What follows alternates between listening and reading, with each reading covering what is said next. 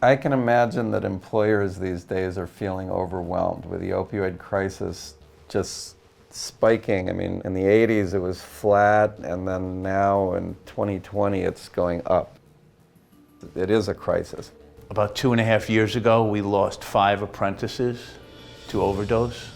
All of them were working, all of them were going to school as apprentices, and we lost 5 of them in an 11-month span, and they were all under the age of 30 from opioid overdose. We had 2,000 people in Massachusetts die last year of an opioid overdose. I mean, that's 5 deaths a day. And so when we saw that our members were affected by this, we knew we had to jump in with both feet and deal with the problem and try to find ways to deal with it, not only temporarily and immediately, but for the long term, making sure that people get back to work and they can stay at work. For employers, you don't have to be a specialist, but you need to learn what the resources are, and there are plenty of resources. The CDC has beautiful resources. We know that construction is difficult work, it's seasonal work. They struggle even in the best of times with certain exposures in the workplace. Pain and injury are far too common among construction workers. But the good news is there are solutions to substance use disorders among construction workers, and NIOSH believes that just like any chronic disease, a substance use disorder is manageable, it's treatable, and employers and workers together can work to solve this solution. A substance use disorder should not mean a lost job. It should not mean never returning to meaningful employment again. So we're developing a series of important interventions around the concept of workplace-supported recovery. In workplace-supported recovery programs, employers and workers really work together to recognize when substance use disorder is occurring, to help workers who are struggling, to lower the all too common stigma associated with substance use disorders. And employers really take steps to help workers get the care they need. That really is the goal of a quality workplace-supported recovery program. The Building Trades Employers Association decided it'd be a good idea to put on Building Trades for Recovery Week, and we chose a week long because we thought that it takes a lot more than a day to educate people on substance use disorder, what goes into it, how it works in the brain, and how to make an effective EAP referral, employee assistance referral, how to treat somebody once they have become overdosed, and how to help someone who's struggling. So we put on a week, and the whole goal behind it was I wanted to save lives. I wanted to start a conversation amongst labor and management, and I wanted to save lives. I feel that our company is really just starting on a journey that's going to take us several years into the future. We've had some of our workforce trained to use Narcan on projects. We've had, for some time now, supervisors and foremen trained under reasonable suspicion training to recognize some of the signs and symptoms with drug use and opioid use. Our participation in the Building Trades Council Recovery Week was a boost for us. It was the start of something new for us. We know that it's something that we have to focus on as a company. And we're willing to do that. And I think that, particularly in the Boston area, you see a lot of other companies following suit in regards to stepping up their game and participating. Workplace-supported recovery programs really do a great job at the start by preventing work-related injuries and illness. They also take steps to decrease work demands that might lead to daily pain or difficult working conditions. These programs also really promote the use of alternatives to opioids for pain relief when people do get a workplace injury or illness. They provide information and access to care when it is needed. They also take steps to lower the stigma associated with seeking care.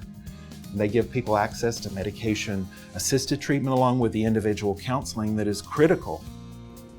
One of the first things that we know that we do well, that we could impact them on, was making sure that they had all the safety prerequisites so that they were working safely on the job and preventing injuries using all the resources of NIOSH and our other partners to make sure that they were getting the best and most up-to-date training, because the safest way for us to do it is to prevent the injuries in the first place. They also are supportive of second chance employment for those people who've lost a job due to substance use disorder. And they take steps to offer peer support and peer coaching to bolster those social supports that are so important to workers in recovery. And perhaps most importantly, they're very keen to protecting workers' privacy and confidentiality associated with seeking care in a very difficult and challenging condition. We've had 25 individuals be dependent on members go through the extended care program, and the average length of stay is 180 days because they're entitled to stay longer if they choose to do so. We've seen that a 78% success rate. We run a voluntary program. There's no disciplinary action unless you have issues on the job or at the school or any of the facilities. So it's a strict voluntary confidential program that we run. We're encouraging contractors in the union construction industry to rehabilitate the guys and not terminate them. And I think the program that Karas and Karas Glass has should be served as a model for the rest of the industry. It's very easy to write somebody off who's gone through treatment or suffered from some addiction. But as a company, our belief is that it's important to give that person a second chance, to stand up for that person, allow them an opportunity to seek recovery, and recovery in life, not just from that addiction, but to get their life back on track. I struggled with addiction, with heroin, fentanyl, and I was working for Karas, and I asked them for help. I told them I needed treatment, and they assisted me in getting into long-term treatment. Just to have a company to make you feel comfortable, that they're aware that you are putting in the effort to redeem yourself, that gives me more fuel to my tank to keep on doing good in life. So the two key things for this opioid crisis to be gotten ahead of: talk about it and get yourself educated. It really comes down to those two things. The NIOSH webpage, Opioids in the Workplace, hosts very helpful, actionable information, which will be valuable to employers and workers. In addition to the NIOSH webpage, the CPWR, the NIOSH-funded National Construction Center, also has links to lots of great information on various aspects of this issue.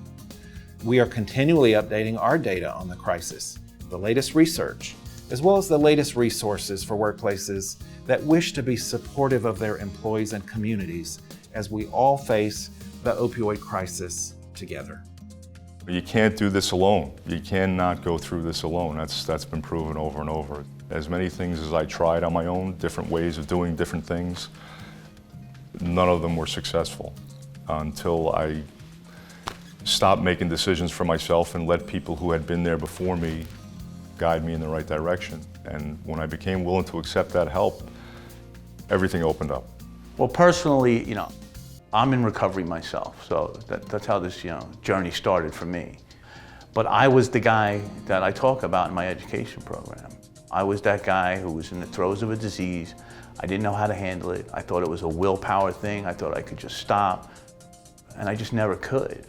And the consequences got worse and worse, and the pain got greater. And someone put their hand out to me. Someone from the union came to me and said, "Brendan, you don't have to live like this anymore." And the next thing I know, I was on a plane and I went to a rehab, and it changed my life. I have 3 children today who have never seen me pick up a drink or a drug. They don't know that guy. They know Dad, the baseball coach and the basketball coach. The guy goes to work every day and provides for his family. They don't know the person who was in the throes of a disease for so many years.